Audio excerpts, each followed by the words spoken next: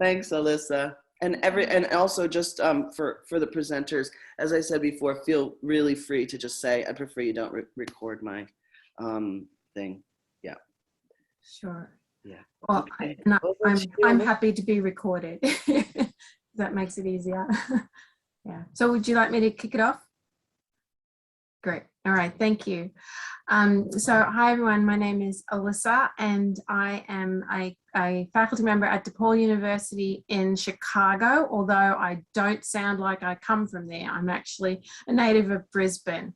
So my heart broke when we weren't going to meet in last year, 2020, but I hold out hope that we'll all be together there in my beautiful city next year. Woohoo! Right. So the title of my presentation is The Fish and What It Taught Me About the Beauty and Danger of Bubbles.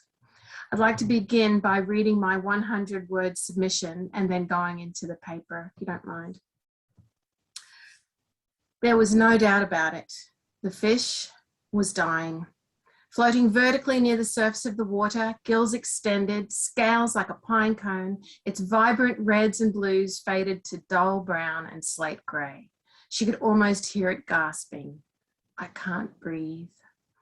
Her efforts to save it had come to nothing. The darkened tank, the water changes, the mad dash to the pet store for medicine, all futile. Preparing another change of water, she turned to find the little creature still, seeming to rest on the coloured rocks that lined the tank. Her grief was overblown. Everyone said so. It's just a fish. But of course, her grief wasn't really about the fish. You see, the thing is, I hadn't wanted to own the fish in the first place. In late October of 2019, a family from my daughter's elementary school learned that they had to sell their home and return to England. This sudden change of life course was particularly distressing because it was precipitated by a corporate purge of internationals from the company that had recruited the father of the family only 3 years earlier. Having transplanted in good faith, and depended on temporary work visas, they were vulnerable, and the company saw an easy opportunity to appease anti-immigrant sentiment. I blame Trump, of course. Once all their appeals to the corporation had been denied, their twin girls and our daughter hatched a plan to ensure the fish would be cared for.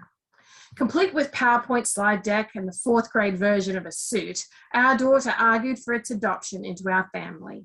She pointed out that she was not petitioning for us to adopt our friend's 2 cats, only a small fish that could live just about anywhere in the house, and she would be the one to take care of it. I have to admit it, her pitch was very well played indeed. By March 2020, 2 weeks before our friend's scheduled departure, their international move turned into a frantic evacuation. The COVID-19 wave was picking up pace as it poured across the globe.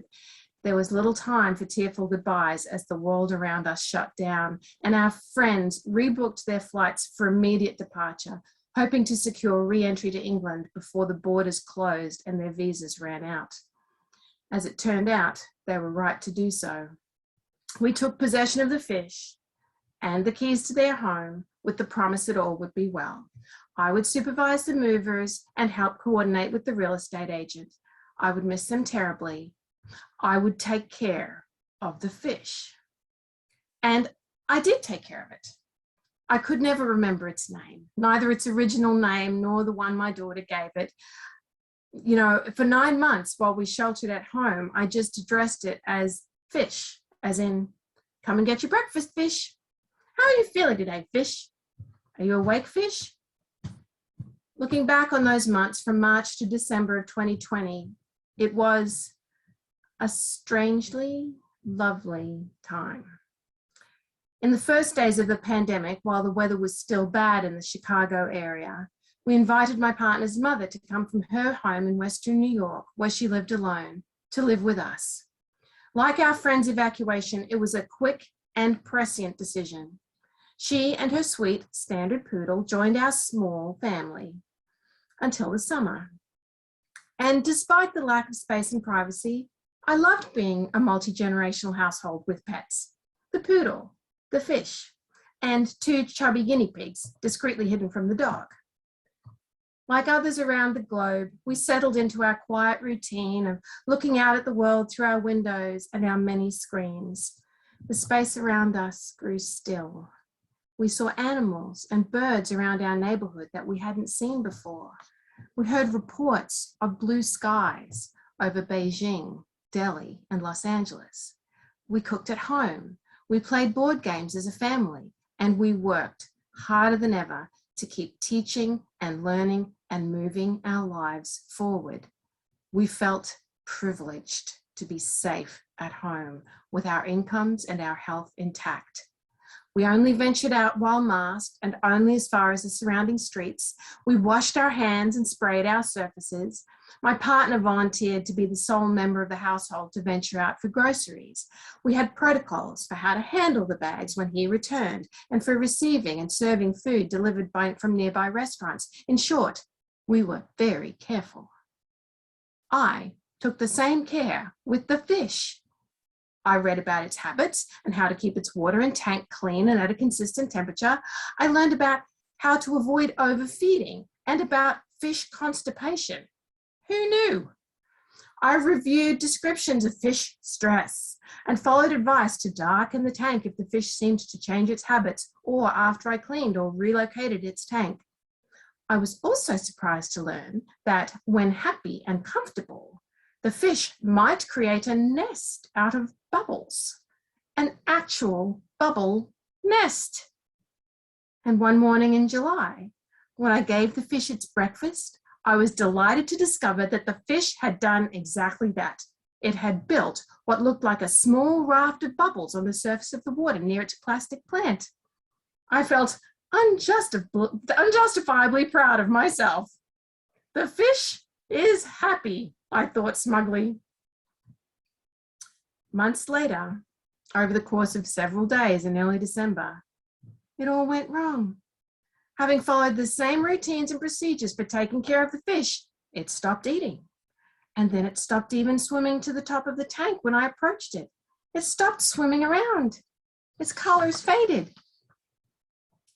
Something got in the tank. That's the only explanation I can come up with. Despite my best efforts, something got in there and made the fish sick. Once it was clear that the fish was not getting better, I drew on my resources as a researcher. I can find the answer, I thought. I can learn more about fish and work out how to fix it. I have a good relationship with the pet store people. I can call and ask for a consultation, and maybe they have medicine. I'm an excellent communicator. I'm really committed to this responsibility of caring for this fish, and I can generally accomplish what I set my mind to, I thought. I will find the answer and save the fish. But having done my best, it came to pass that I could not save it. On its final day, my mother called from Australia to check on the situation. I'd unburdened myself to her the previous afternoon, having tied myself in emotional knots about what I might have to do if the fish continued to suffer without hope of recovery. I couldn't bear it. During a last-ditch effort to prepare medicated water, still speaking to my mother on video call, I returned to the tank. "Oh no," I cried, "no, no, no, no, no." Life had clearly left the little fish. "Has it died?" my mother asked. I nodded, unable to speak. "Well, it's out of your hands now. You told me you didn't want to have to take action to end its suffering." "I know, you're right," I gasped, tears streaming. I'm glad, really. I'm being stupid. I don't know why I'm so upset." "Yes, you do," my mother said in her quiet wisdom. The following spring, at least spring in this northern hemisphere, Dan and Stacey put out the call for reflections on bubbles in pandemic times, an invitation as full of wonder and mystery and fragility as bubbles themselves. And so it happened that 1 year after adopting the fish, pondering the call for presentations and desperately wanting to participate in this conference, the story that bubbled up for me was this one, about this ridiculous fish and my grief. Bubbles, like fish, are not built to last.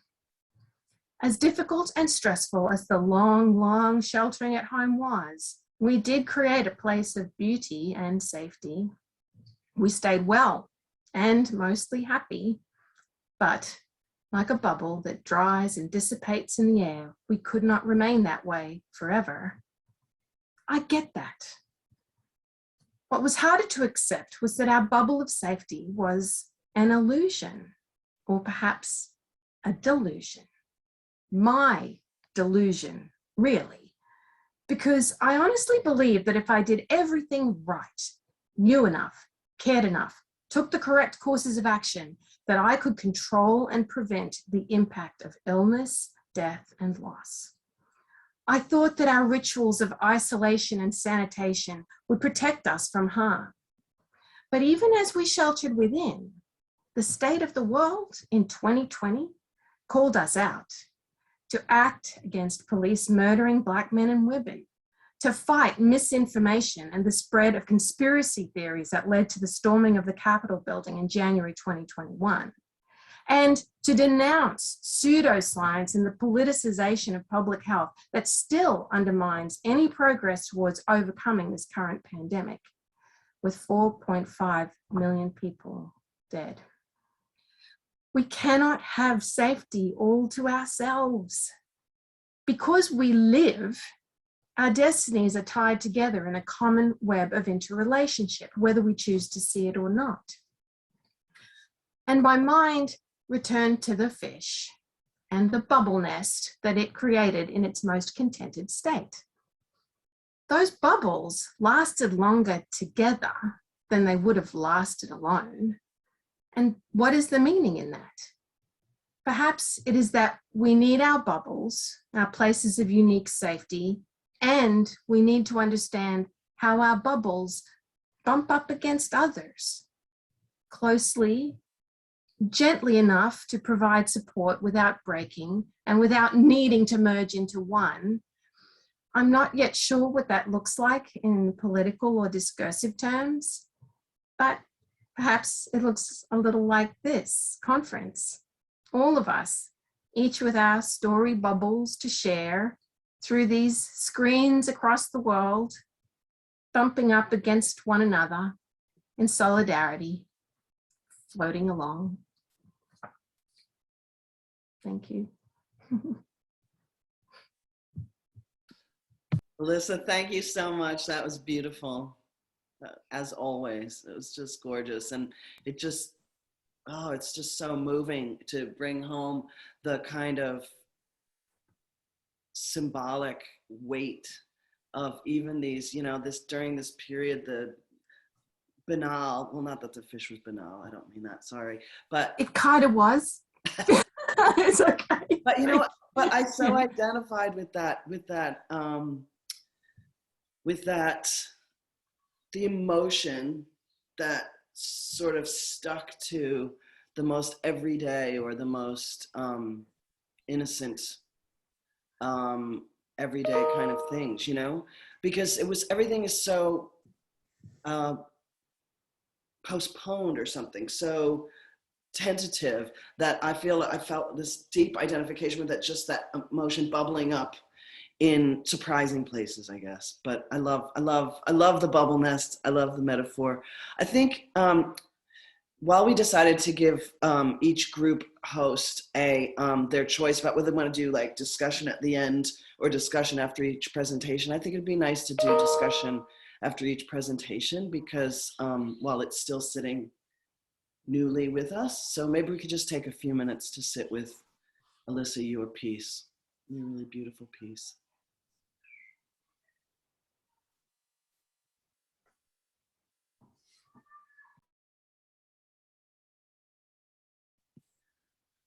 Questions, comments? Meg, I know you wrote in the chat. I'm not a good multitasker with the chat and the live, but I saw that you wrote something in there.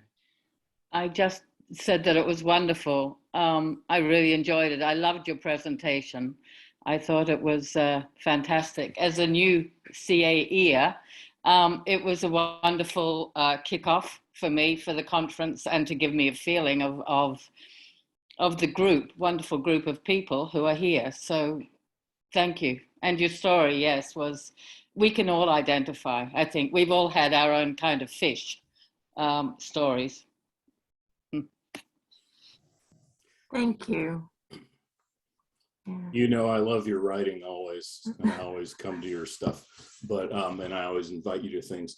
But this one was it's so true to the circumstance, all of it. And what it reminded me of, though, is when I was a kid, my parents were very supportive of my need to be surrounded by animals. So I had fish. Fish were the most ephemeral. They die a lot. It's actually remarkable you had one for as long as you did. But at one point I was going through a gerbil phase, and I had this gerbil that was a little bit mean, but I needed to clean his cage. So I picked him up and pulled him out of the cage to put him in a temporary box that he played in when I was cleaning his cage. And he just went on my finger. And like the 9-year-old kid I was, I went, ah, and my dog was there and went, oh, and swallowed him in one bite. And as I walked down the stairs with my gerbil cage crying to my parents and said, I don't want any more gerbils. They're too edible. So then we went to rabbits and kittens and dogs and all the other animals, but That's terrible. it was a bad moment. But Not what your floating fish reminded me of that moment. I'm sure the dog had a bubble in its throat when that thing went down. But your writing is so beautiful, and the story is just so and so right for this very weird COVID time we've been in. We had the opposite experience. We adopted this dog you've been seeing behind me when he was a little puppy during the second week of the lockdown here. Now he's a big 60-pound dog, but he's been with me every day, supervising me on Zoom since this whole thing started, and full of life and energy. And he's on the floor right now. He took some stuff out of my trash can and was thinking it's a chew toy. Thank you, Elissa. It was great. Thank you all for your kind attention and compassion. Elissa, I'm wondering what your daughter thought about the death of fish. I think she was pretty bemused by how upset I was, you know, and I, you know, put the fish in a little gold box, and the guidance was to put it in the fridge until you're ready to bury it, you know, and I ended up having to beg her to go through this ritual of burying the fish, ready to move on. And I'm like, I don't know, she didn't get my sentimental gene. She says things like, Mom, you're so emotional. And I'm like, yes, I am. That's okay. Yeah, she did understand too the connection with the family, and she did say, like, it was about a few months later, she said, did you ever tell Martina that the fish died? And I said, no. And she said, why not? I don't think I want to answer that question. I love the metaphor reminded me of William Faulkner's famous line, "My mother's a fish," and it's so beautiful where he's what's the name of the character, and he's talking about his mom's lying in bed dying upstairs, and his brother is making a coffin for her in the barn. And they go fishing at one point, and the father, I think, is frying this fish in the pan. and he identifies the dead fish with his mother. And it's a very moving scene narrated from the point of view of this young child. I also really loved the kind of juxtaposition of energy between the franticness of how things had to happen, and then this kind of like very considered, kind of almost meditative relationship with the fish. And then, you're going to control it and do all the work, control all the information, and everything's going to be okay if only. Like, the writing was beautiful for me in that juxtaposition as well. Just the because it's so characteristic of these times. Donna. Yeah, look, I don't think I have anything significant to add as you just have, Dan, or, I mean, really, can anyone follow Chris's story of the gerbil? So I thought all I would offer is that Elissa, as an Australian, I would just come here and say fish and chips for you all. So, because if you're not, if you know enough to know that there's a bit of a tension around how we say fish, I think that just, that's my contribution. Substantive as it is. Thanks, Donna. Thank you. Elissa, thank you so much. That was really wonderful. Loved it. Thank you. Jess, I think we'll move on to your piece now. It seems we're still waiting for two folks to join us, and I think there have been a couple of mishaps in other Zoom links. So we'll see if they show up, but if not, we'll just have a coffee break before the making session. But Jess, for now, over to you. All right, first of all, everyone can hear me? Great. Elissa, that was beautiful and certainly a tough act to follow. I intentionally will not try to follow it, at least not in your way. I will simply present the presentation that I have prepared. This will be a very different format because my autoethnography is in progress. I'm a doctoral candidate at Antioch University, New England, and I am writing up my 3 manuscripts. Hoping to do them by the end of this fall season and getting closer every day.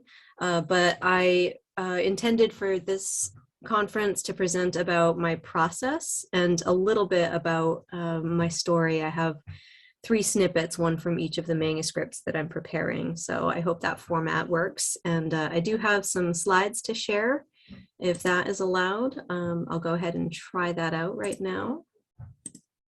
Absolutely, absolutely allowed. All right. And I can see How's that working so far? Perfect. Okay. And there we go. Okay. All right. I am a scholar and I'm a community gardener, and my dissertation is about cultivating change. It's a critical autoethnography of learning at the edges in community gardens. And here's my 100-word piece that I submitted. Before I go into this piece, I will say that when Elissa, you were talking about how bubbles can support each other without crowding or breaking or disintegrating into one another. I do think about identity in my dissertation as being kind of bubbles, parts of myself that may be broken apart and becoming more integrated and more whole as I understand each piece a little bit better. So the piece that I submitted is this: what holds my creative and critical autoethnographic attention in this bubble moment is the imperative to get all these working identities pulling as a team. To grow the food and sustain the systems to survive, we need to build the soil. To build the soil, we need to commit to place. To commit to place, we need to nurture ourselves, the gardener, the builder, the knowledge keeper, the healer, the visionary, the pragmatist. Encourage in each a sense of meaning in the resilience imperative at hand. Draw from each to nourish the possibility of a culture that supports belonging. All right, so every doctoral goes through, a doctoral student, at least at my institution, goes through a process of identifying who they are as a researcher. Very critical work. I am a single parent. I have 3 kids. They are mostly adults, which is kind of a trip for me because I don't feel like mostly an adult most days. I am a white woman. I am a tree hugger. I am a New Englander. I am an adjunct college instructor. That's an important part of my identity, my practice. I've also participated in various food assistance programs. I'm an environmental educator. I've been a sustainability coordinator. I've worked as a member of coalitions and boards. I've directed workplace gardens. I've educated in school gardens. I'm also a home gardener. I volunteer with gleaning. I direct a nonprofit now. And I'm a researcher, and all of these different identities, and some that I haven't thought of, some that I have yet to discover, are all somehow wrapped up into my current work as a community gardener. So when I say I'm a community gardener, these are all pieces that I bring into the community garden with me. So the research questions that I have set up my dissertation to answer, or to explore, I should say, explore, because answer implies that there is an answer. There may be multiple answers. So my intention with my dissertation is to explore and to make meaning, as opposed to pin down and fix an absolute answer. I'm looking at the relationship between community gardening and social identity. In other words, who am I in the community garden, and how does my community garden identity reflect the various parts of my culture that I bring with me into the garden? And secondly, what do power and privilege have to do with that? The things that I've experienced as a community gardener, with all of those identities and all of those cultural stories that I bring with me into the garden, how has that helped me to see issues of power and privilege? And my research questions begin with a foreshadowed problem, which is this statement that was given to me several years ago before I started the actual data collection for my dissertation, where I got into a little bit of a tiff with someone in an online discussion about how difficult it is for people to meet their needs in food and housing and childcare, and why of all the wealthy nations is it so damn difficult for people to feed themselves good food that's nourishing to the earth, that doesn't take away from our ecological systems, that isn't so rife with these dilemmas of, was my food raised with slave labor? Was my food, taking away the ecosystem of an endangered species? Why can't we have just food? And why can't it be accessible to anyone? So a community member of mine basically told me to get off my high horse and said, you can't eat change. Come back down to the ground with the rest of us. Give up your lofty academic notions of a just world for everybody and just eat your damn cereal or whatever, right? And this person really irritated me, really irritated me to the point that I was like, it's so deep, this little itch that they've planted in my mind. It's going so deep. I've got to find, I think there's a research question in there. And as it turns out, that was my foreshadowed problem. And it's become, unbeknownst to her, unfortunately, it has become a crystallizing point. So where I'm conducting my research, here's my context: in the northeast of the United States, in the region called New England. I live in the state of New Hampshire, in the southwest corner of it that borders Vermont and Massachusetts. And this region is called the Monadnock region, after Mount Monadnock. It means the mountain that stands alone.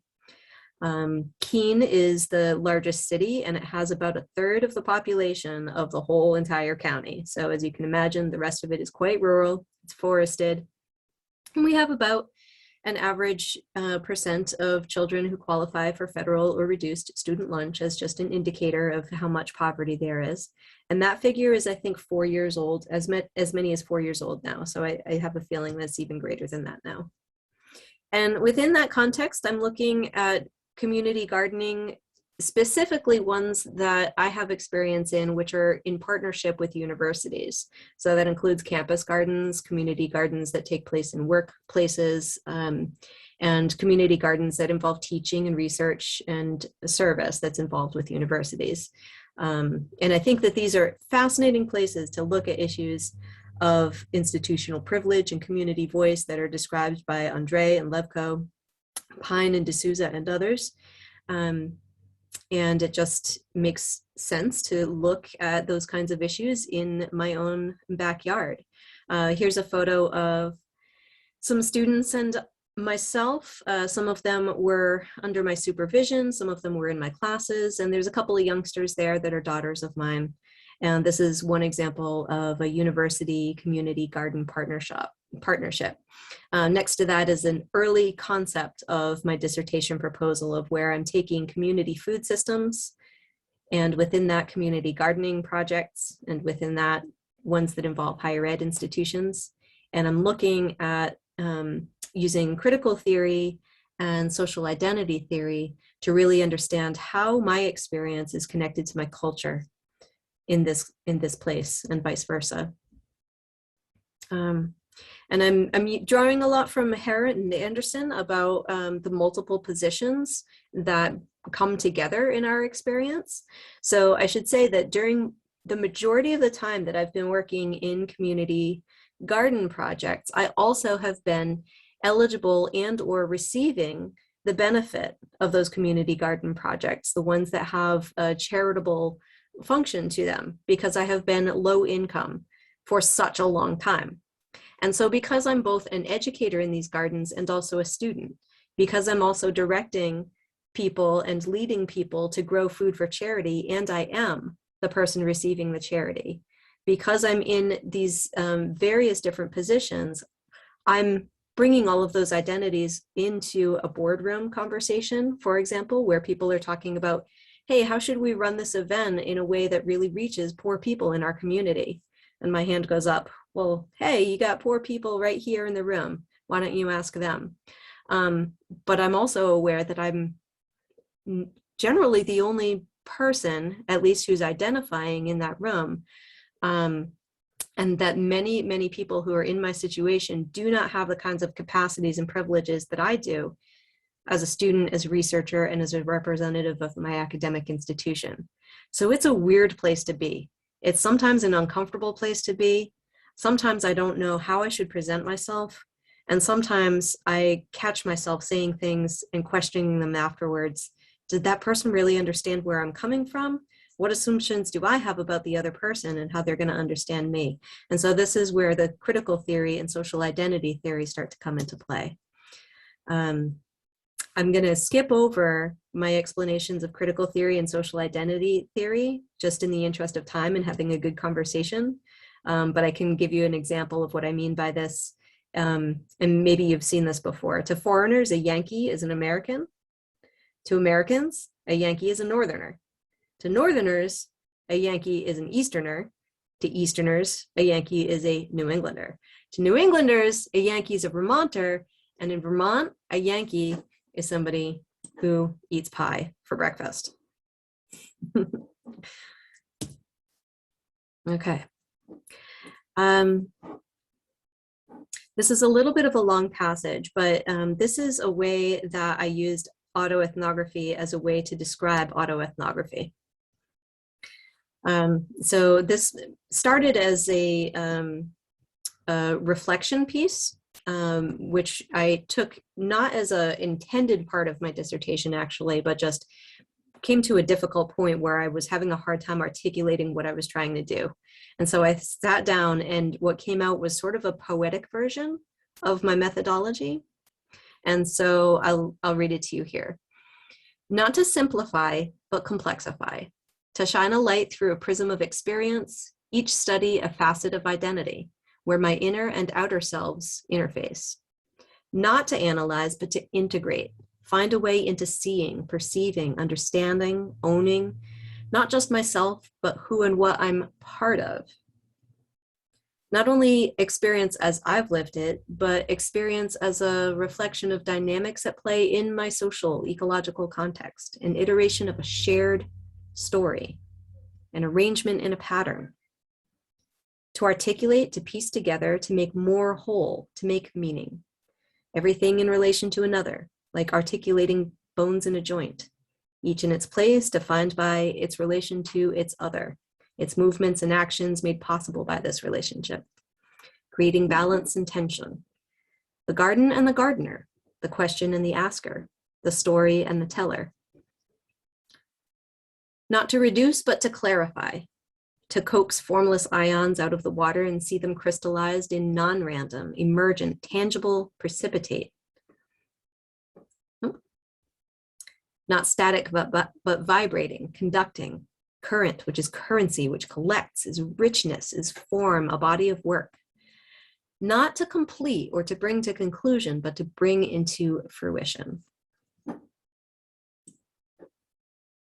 To display and savor the accumulated knowledge drawn through the xylem, carrying the risk of budding, flowering, being picked and devoured in the course of growth and regeneration. To embody one stage in a natural history of people trying to understand who they are, where they come from, why they matter. That took most of an afternoon, and it was delicious. You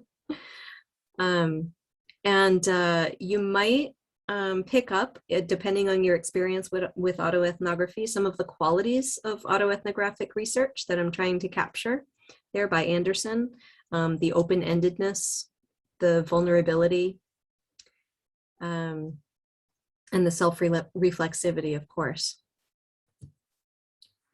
So what I'm doing with the dissertation is a 3 manuscript format, rather than a traditional, introduction, literature review, and then results chapters. So each manuscript will share a little bit of my story, of my experience. I collected data through personal memory, interviews, archival data, self-reflection exercises, and self-analysis that was guided by Chang's techniques, and created vignettes that describe my lived experience. And then I use my writing to bridge the personal and the political, or the individual and the collective. I integrate and dovetail the literature in between, as trying to do that as smoothly as possible, kind of jumping in and out, zooming in and out from the personal to the cultural and back in again. So manuscript 1 talks about how food security was an important impetus at first in venturing into community gardening. And there's one little snippet. How am I doing on time, by the way? I want to be respectful of the other presenters. You're fine, because we're still Okay. missing other presenters. So I'm sort of thinking just go for it until we hear otherwise. I think we could really go till about 9:30 and then have a break. But the session goes till 10, so you just go for it. Okay.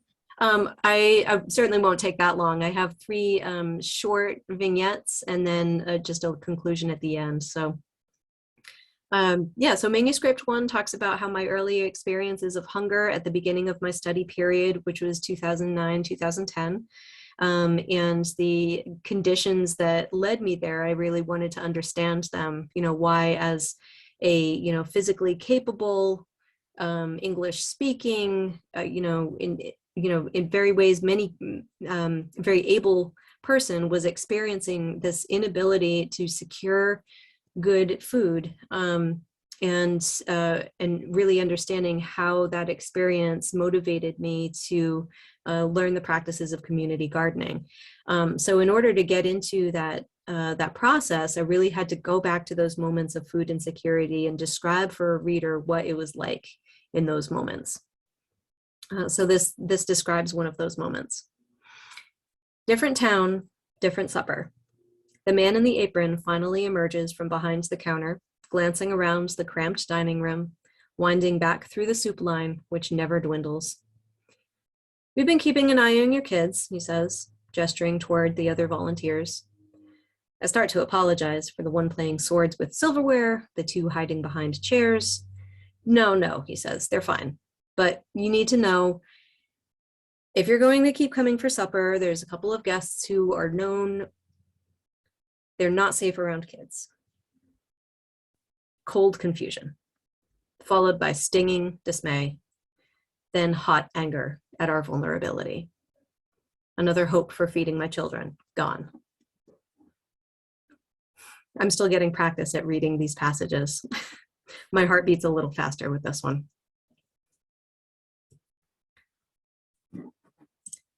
Manuscript 2. Here we go. Manuscript 2 moves forward in time a little bit to when, partly as a result of being food insecure and realizing that the longer I stayed in my current situation, the longer that was going to perpetuate, made the decision to go back to graduate school, got an amazing opportunity to conduct leadership in an existing community university partnership. And as I developed this partnership between my university and a local business that was providing community gardens on their workplace, I started to just really dig into these questions of systems of power and privilege and how they were showing up in some curious and sometimes surprising ways within that partnership.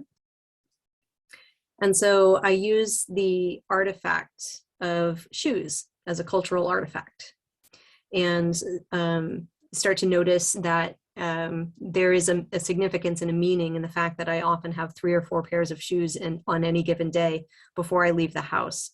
And what is the cultural significance of that? So I'm a community gardener, I'm also an academic, yada, yada. I have at least 1, if not 2 changes of clothes in my car for 3 out of the 4 seasons of the year, because on any given day, I might make a presentation in a conference room, serve soup to hungry grad students, and haul compost in the garden. Changing my clothes, changing my presentation, changing codes, changing versions of myself like I change my shoes. The Danskos, not exactly corporate, but they are in good repair and good taste, and no one will know or care that I got them for free at the recycle room. The mud boots are more practical for the garden, but they scream peasant. Okay, tall brown leather boots with only a slight heel that go with everything and won't stick in the ground when it's damp. So it talks about the various identities and the different ways that shape-shifting and the need to shape-shift a little bit from going from place to place within my community helped me to see, not only am I presenting myself differently, but I'm also seeing the different parts of my community a little more acutely.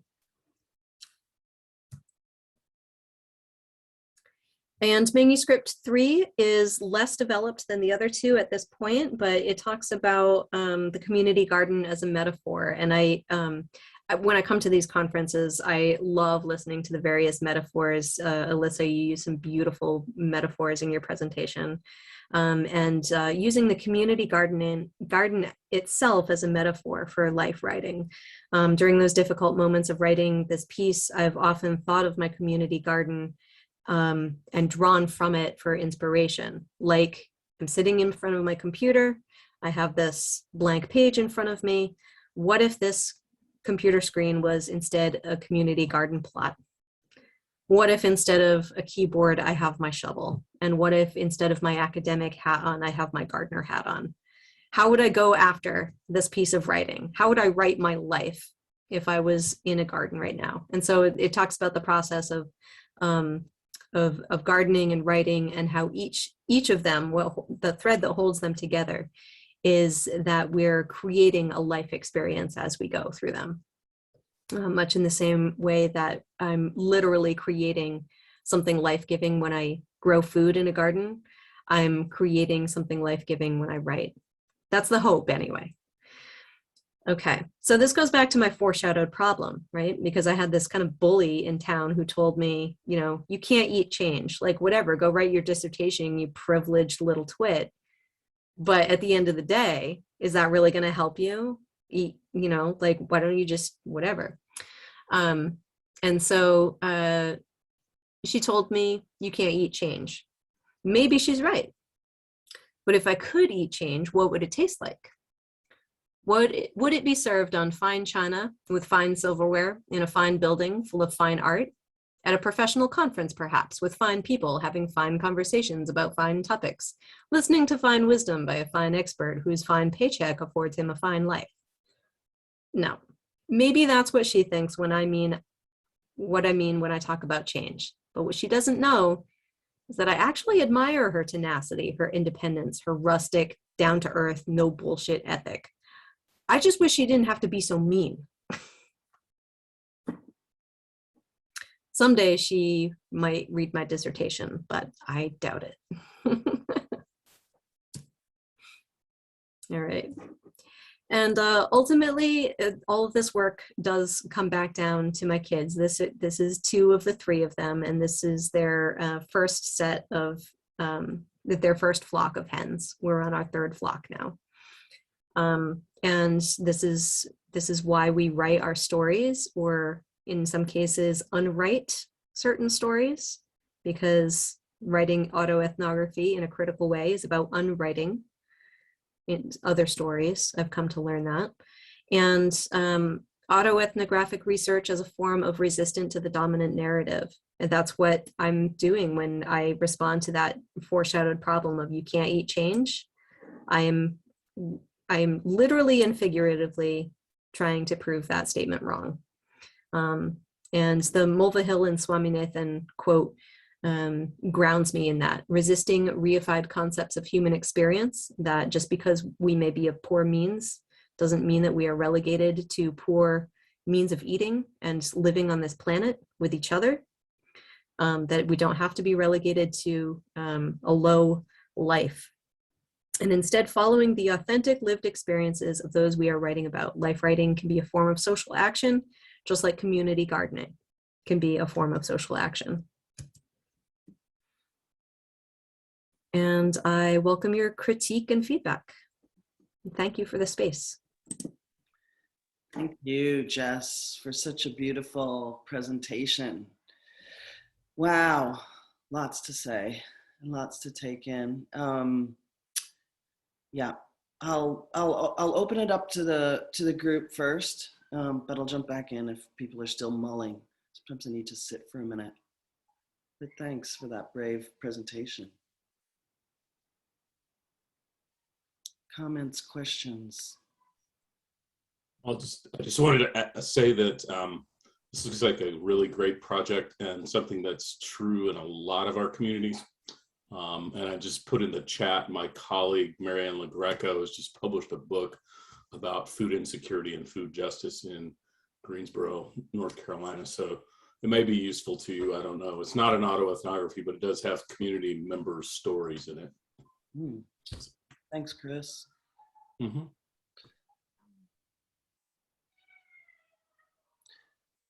Jess, I think for me, one of the interesting things that your presentation or your project touches on is also beyond the specifics of this particular situation, is around like invisible difference and the kind of pain and tension of you know, inhabiting those different spaces and presumptions being made about you when you're sitting in that academic space, I suppose, in particular. I wonder, you know, that in a sense, I suppose it goes back to sort of insider outsider research. It could be considered that as well, but also in terms of migrant and refugee background research that I've done and other people here in Australia have done.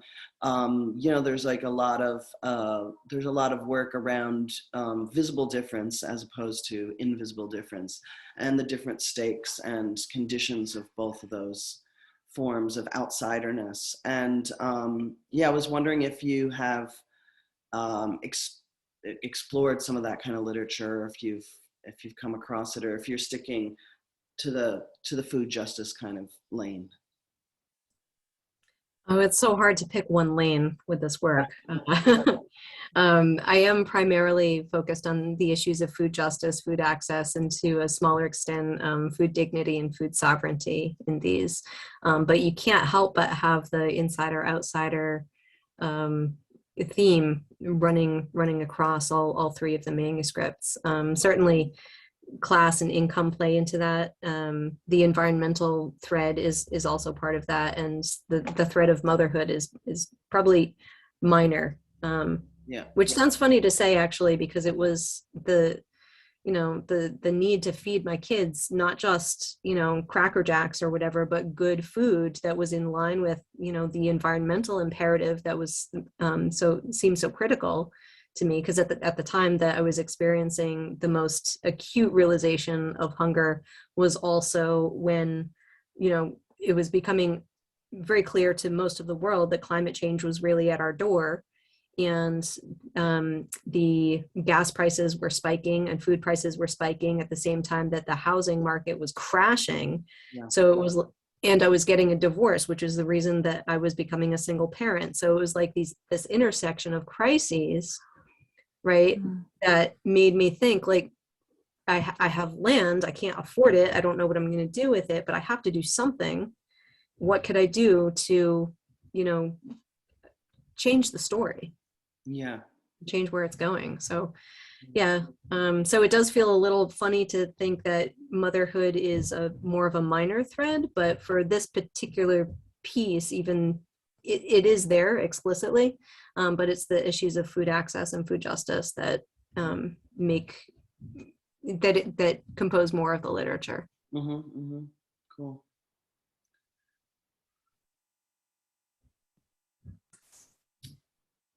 Yeah, Donna. Yeah, if I may. I noted your recognition of the wider use of metaphor, but I would just wanted to say I really loved yours as well, and found even just the talking about shoes so evocative and memorable, and an interesting way of exploring that aspect of identity and its significance. So thank you. I think your work is beautiful and look forward to seeing what you do with that. It also just weirdly reminded me of Barbara Kingsolver's Animal Vegetable Miracle for some reason. So I just thought, so true. More of that. The world needs more of that. So Totally. well done. I'm almost crying hearing you say that, because I think her writing is some of the most beautiful I've ever read, and definitely inspired me to go into food systems research. Thank you. Yeah, she's a legend, isn't she? Jess, I was wondering why you just, I'm sorry, Elissa, do you want to jump in there? Oh, well, yeah, I was just thinking about, this problem of authenticity, and I don't have any sort of solutions for you, but I've been thinking a lot about how academia sort of holds itself up as having this sort of higher standard, like leading thought, right? The critique and criticism, social criticism, we're sort of leading it forward. And yet, well, particularly in the social sciences and humanities, right? But those spaces, those academic spaces, are very slow sometimes to turn the lens back on themselves and see the ways that, academic culture is, it forces a certain conformity and, creates silences, and people don't necessarily get to bring their authentic selves. And I think that I think it's been a long time since universities were upheld as ivory towers, for goodness sake. We're just struggling to survive, as having any kind of legitimacy whatsoever right now. But at the same time, that when it comes to the kind of work that you're doing with community, you've kind of pinpointed another kind of critique, which is, do you see, does the university really see, does it really acknowledge the complexity and the intimacy of some of these issues, like, hunger right on our doorsteps? DePaul University has a very, very strong identity of service to the community and outreach. And yet, it seems to be very packaged to me a lot of the time. and they seek donors, and donors only like certain kinds of projects. It's like you've got to sell these things a certain way if you're going to get funded for stuff. And that's what you're talking about. I mean, although you're not critiquing the university in that way, I'm sort of seeing the places in which we're not in the dirt, we're not digging, we're not alongside our communities, we're not getting our hands dirty at all, so I think we need to do better, and part of that is maybe sowing. So I'm using a lot of gardening metaphors, I realize, because you've infiltrated my mind, but like what you're doing is part of autoethnography, and critical autoethnography is like bringing that, blood and guts. Let's talk about reality. Like, let's connect to our humanity first and move forward from there. And I don't know whether it's scary to them. I don't know whether it's just unpleasant for people to communicate that way and do that kind of research, but it's a hard road to hoe. All right, I'll leave it there. No more guarding metaphors. Thanks, Elissa. Chris. So that's really funny. Your critique, Elissa, is on spot on. I've always thought the university as an institution loves the glossy PR of it, even if it is, it has to be sort of brochure worthy. So they did do a write-up. A couple of my colleagues have been working on community gardens in the poorer neighborhoods in Greensboro. And for those of you who don't know about Greensboro, it was one of the centers of the civil rights movements in the 60s, but also it's been segregated fairly starkly since its beginning, literally by a railroad track. So the African-American side of town is south and east of the railroad track that runs through town, and the rest of town is on the other side. Our campus sits along the railroad track, so we're just on the north side of that. But there's all kinds of critiques from those neighborhoods of sort of the the white savior kind of mentality of going in and fixing their problems for them. So one of my colleagues is doing a project. They're trying to build a community garden in one of the most impoverished neighborhoods in Greensboro. And the biggest work that had to be done before the dirt was dug was building the trust with the community, because they didn't want somebody to come in and do something for, a photo shoot and then leave. They wanted commitment. They wanted people that were going to be, these are people who aren't educated that live in that neighborhood on the average 400% below the poverty level. The community partner that's over there quoted some statistic like the average annual income is $7,500 for a family of four. So that's like way below the poverty line. So they clearly need they are clearly food insecure. They live in what, one of the terminologies is a food desert, but they were suspicious, of this sort of entry. So there was a lot of trust building that had to go on. They have built the garden. They do have it working. They are running it. But the community partner had to build a lot of that community before they could get there. And so some people, I always thought the institution isn't getting its fingers dirty, but the people are. And the professors who are doing this work and the research and taking their students out there are, at least at our university. So it's been a beautiful thing, but and that's part of what the book that LaGreco and her colleague, her community partner, did is about. And then there's just it's ongoing. It's going to be ongoing until we take a larger view of how to solve this problem. And I think that's one thing I wanted to say to you, Jess. Your idea of being in, when you're talking about being part of the ecosystem as opposed to standing outside of the ecosystem. And that reminded me of Wendell Berry's work of, this, it was a little before Kingsolver, writing about our relationship to the land and to the world and that we inhabit and, living, breathing with it. And so just to close out, my son's an organic gardener, and his goal is to be completely self-sufficient, have a completely self-sufficient organic farm. He's currently managing a commercial organic farm, but he wants to own his own and have all his food produced there and then make food possible for other people. That's his vision. So, and he's all of 26 years old. He wants to do all this by the time he's 30. So, not wood. But so you're doing beautiful stuff here. I think it's way more important than the corporate university or the corporate world is willing to acknowledge at this point, even as climate change stands on our door and we blithely ignore it. Thank you very much. I'm definitely struck by the idea of authenticity and the metaphor of getting your hands dirty. I absolutely feel like I'm my most authentic self when I'm covered in dirt, and I think that that is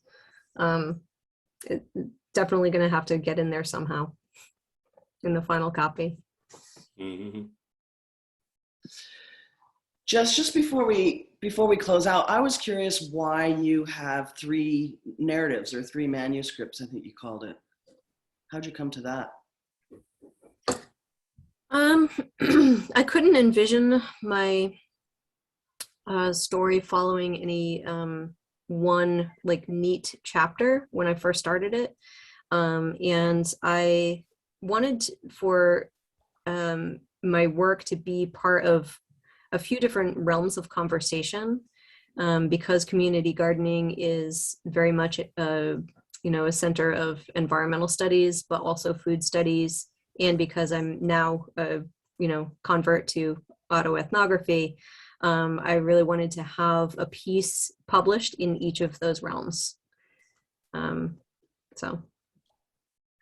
Interesting. Great. Thank you. And all the best with it. What's your timeline for the PhD?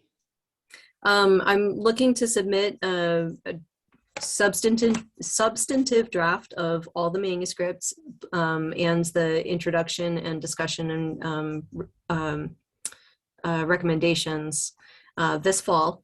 The methodology chapter is pretty well done. And then it'll be up to the committee to try and push to give me some feedback and do a revision in the late fall. Wow. Good for you. Yeah. Massive, massive, beautiful project. Thank you so much. Yeah. Love this community. Yeah. Well, I hope you stick around for the rest of the 2 days. We got some amazing new autoethnographers from all over the place, and we've got some very, very experienced autoethnographers like you've heard today as well. So we've got 25 minutes till the first making session with Denise at 10 o'clock our time. So can I encourage you all to jump in one of the other streams or go and get a drink or stretch your legs or whatever. And I'll see you back here in 25 minutes. Thanks, Dan. Thank you Thanks, so everyone. much. Thank you. Thank you. See you soon. Great work, everybody. It's great to great see work. you all. Great work.